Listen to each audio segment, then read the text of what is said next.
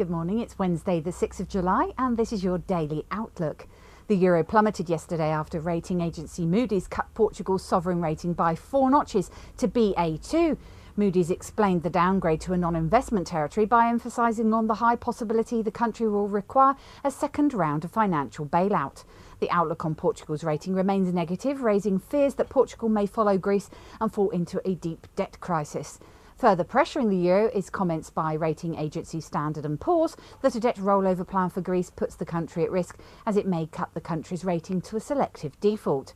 Versus the greenback, the euro dipped to 143.96 from 145.40. Today, the single currency recovered some ground ahead of the ECB interest rate decision due tomorrow. Investors expect interest rates to rise by 25 base points as hawkish ECB policymakers said that strong vigilance is warranted in order to maintain price stability. The Consumer Price Index reinforced expectations after it revealed that inflation remains elevated, gaining 2.7% in June, which is well above the target figure. The US dollar firmed against its major counterparts but fell versus the safe haven Swiss franc and Japanese yen on heightened Eurozone debt contagion fears. Factory orders revealed a lower than expected figure in May, but no other US data was released. Focus turns to the US ISM non-manufacturing released later today. Against the Japanese yen, the dollar edged as low as 80.80 from 81.18. Versus the Swiss franc, the dollar shed 1.4%, dropping to 0.8383 from 0.8506. The Australian dollar advanced today, recovering losses made after the Reserve Bank of Australia's interest rate decision. The RBA decided to keep interest rates unchanged at 4.75% and gave no indication of further rate hikes.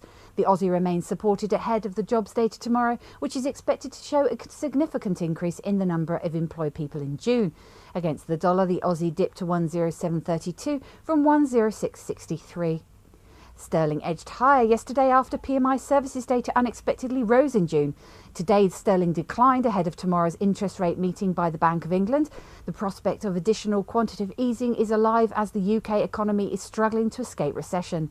Versus the dollar, sterling jumped to 161.27 from 159.90 but then fell to 160.39. Oil prices rose to $97.77 a barrel today from $94.33. Gold gained 1.6%, edging higher to $1,516.60 an ounce from $1,493.15, and silver gained 5.8%, rising to $35.81 an ounce from $33.84. Now let's take a look at the currencies to watch out for.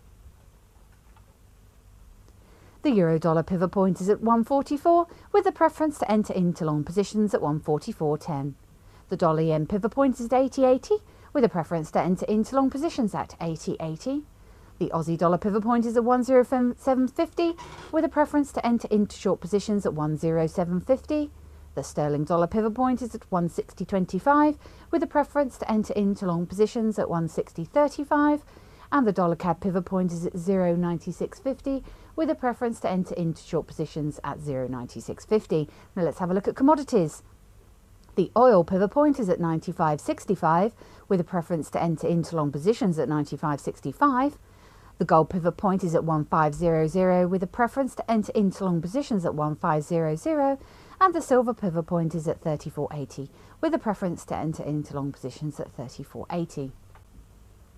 And today's calendar and market movers, we have the Europe gross domestic product in Q1, which is forecast to gain 0.8%. German factory orders in May forecast to fall 0.5%, and US ISM non-manufacturing in June, which is forecast to fall to 54. Now on to equity markets. US equities were negative yesterday, with the SP 500 trading down 0.13%. The Dow was down 0.10%. We have the European bourses, which were mixed, with the FTSE up 0.11%, the DAX was down 0.05%, and the CAC was down 0.61%. At the time of writing, the Nikkei was up 0.81%, and the Hang Seng was down 0.48%. This has been your Daily Outlook. I'm Emma Andre from the Easy Forex Dealing Room. Have a good day. Not only have you found a great place for Forex news, you found a great place to trade it. Registration is easy. Just click Join Now. Membership has its unique benefits, such as the freeze rate, the trade simulator, the inside viewer, and personal dealers. Your personal account manager is waiting for you now.